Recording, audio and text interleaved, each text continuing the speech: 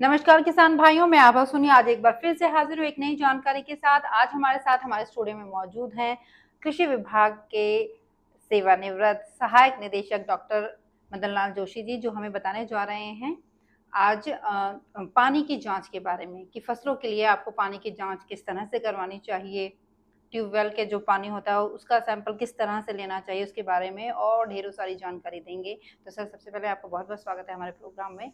नमस्कार सर, मैं ये जानना चाहूंगी कि किसान भाई हैं वो अपने फसलों के लिए किस तरह से ट्यूबवेल के पानी का सैंपल लें। किसान भाइयों को सिंचाई पानी में नहरी पानी और ट्यूबवेल के पानी से हम्म। खेती करते हैं। हम्म। नहरी पानी के जांच की आवश्यकता नहीं है, हम्म। मगर ट्यूबवेल के पानी की जांच की बहुत ज़्यादा आवश्यकता है जी। कि ट्यूबवेल का पानी खेती के योग्य है या कि नहीं। नहीं है। इसलिए ट्यूबवेल के पानी की जांच करानी चाहिए किसान भाइयों। सर, मुझे ये बताइए कि जो किसान है ट्यूबवेल के पानी की जांच वो किस तरह से करवानी चाहिए, क्या उसकी कोई विधि है, कुछ प्रोसेस है, किस तरह से करवा। पानी की जांच की विधि है। हम्म। पानी की जांच के लिए किसान भाई को सबसे पहले तो कांच की बोतल, हम्म। उसमें पानी का सैंपल लेना चाहिए। अच्छा। ट्यूबवेल चलाकर लेना चाहिए हम्म। या नया खोदा जा रहा है उसके हिसाब से लाना चाहिए। कांच की बोतल जिसमें कभी कोई केमिकल रसायन इस तरह की पेस्टिसाइड की बोतल नहीं हो, मतलब पूरी साफ तरह से सुथरी, साफ। और 1 लीटर एक सैंपल के लिए पर्याप्त है। अच्छा, जो किसान भाई मान लीजिए कोई नया ट्यूबवेल लगवा रहे हैं तो उसके भी पानी की जांच होती है। नए ट्यूबवेल के पानी की जांच के लिए हम्म। किसान भाइयों को ट्यूबवेल का जैसे खोदते जा रहे हैं गहराई के हिसाब से सैंपल लेना है। पानी बीच बीच में आता रहता है। देसी भाषा में हमारे किसान भाई चोया बोलते हैं इसको। अच्छा। अगर 50 फुट पे पहला पानी आ जाए तो वहां से जब वो ऊपर से भौकी मार कर पानी और वो मिट्टी लाता है, उस 50 फुट पर एक सैंपल ले लेंगे, दूसरा फिर 70 फुट पर ले लेंगे, फिर 150 फुट पर भी ले लेंगे।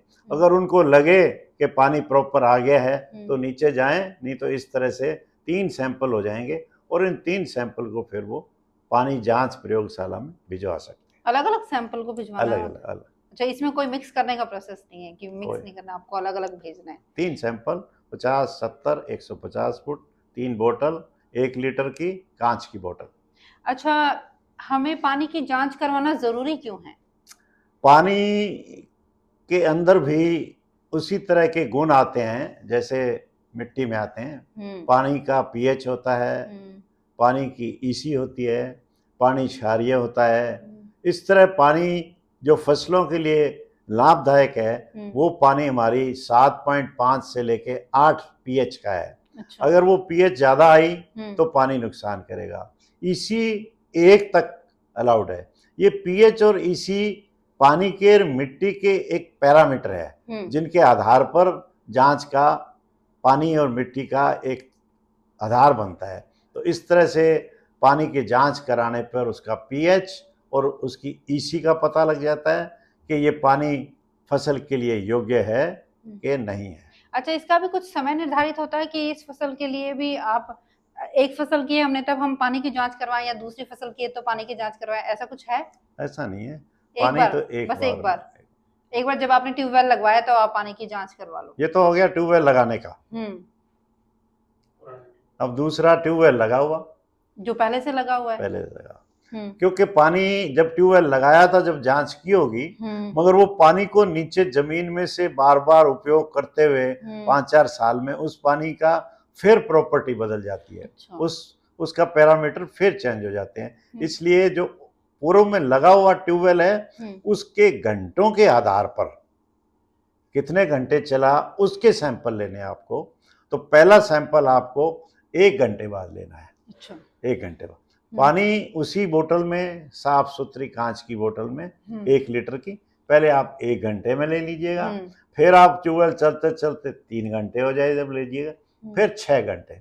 इस तरह 3 सैंपल लेके आप उसी तरह पैक करके किसान भाई अपना नाम, खेत का नाम, फसल का नाम, मुरबा नंबर, किला नंबर, पूर्ण विवरण का कागज उस बोतल के ऊपर चिपका के और मिट्टी पानी जांच प्रयोगशाला जो राजस्थान सरकार की श्री गंगानगर में करनी मार्ग पर है, वहाँ पर जाके जमा कराए। ये सैंपल आपका तैयार होकर प्रयोगशाला पहुँच गया। मतलब एक ही जगह पर मिट्टी का भी टेस्ट होता है और पानी का भी टेस्ट दोनों होता है? दोनों एक ही स्थान पर होते हैं। सर अभी मैं आपसे ये जानना चाहूंगी कि जिस तरह से मिट्टी की जांच के लिए एक कार्ड मिलता है, तो वैसे पानी की जांच के लिए भी कुछ कार्ड वार्ड मिलता है? हाँ, बिल्कुल बिल्कुल। ये जो राजस्थान सरकार की मिट्टी और पानी की जांच प्रयोगशाला, उसका नाम भी यही है। तो वहाँ जैसे सॉइल हेल्थ कार्ड है मिट्टी जांच का, वैसे ही पानी जांच का कार्ड मिलता है। उस कार्ड में भी अमुक किसान के नाम का पानी की क्या क्या गुण और अवगुण है वो उसमें दर्शाए जाते हैं।